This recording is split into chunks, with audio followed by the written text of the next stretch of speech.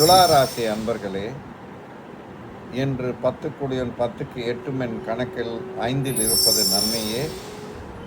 வெளிநாட்டில் உள்ள தன்னுடைய பிள்ளையின் வகையில் பெரும் தனம் வீடு தேடி வரும்.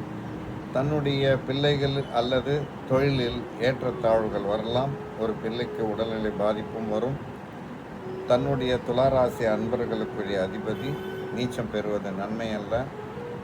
திடீர் தனம் கிடைத்தாலும் வந்த வழி தெரியாமல் போகும். 11இல் உள்ள சூரிய பகவான் மூத்தவனால் நன்மை உண்டு, தந்தை வகையில் ஆதாயம் உண்டு. ஆயினும் அவ்விடத்தில் உள்ள கேது பகவான் பிணக்கு பிரச்சனையை கொடுப்பார், வாக்குவாதத்தில் ஈடுபட வைப்பார், கவனம் வேண்டும். ராசிக்கு 2 குடையோன், அவர் 7க்கும் அதிபதியாகி 9இல் இருப்பதால் மனைவி வகையில் தனம் வரும்.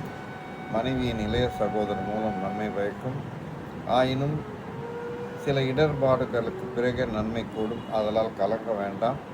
இன்று சனி பகவான் ஆதாயம் பெறும் இடத்தில் இருப்பதும் அவர் கடனை அடைப்பதற்கான சாத்தியக்கூறுகளை அமைத்து கொடுக்கிறார். அவர் எதிரிகளை வெல்வார், வினை கோராளிகளை அழிக்கக்கூடிய சூழ்நிலை இருப்பதால் குரு பார்க்க கோடி புண்ணியம். தொழிலில் மூத்த சீனியர்களிடம், அதாவது அதிகாரிகளிடம் கவனமுடன் நடந்து கொள்ளவும். இன்றைய காலம் தன் நிலை அறிந்து செயல்படவும்.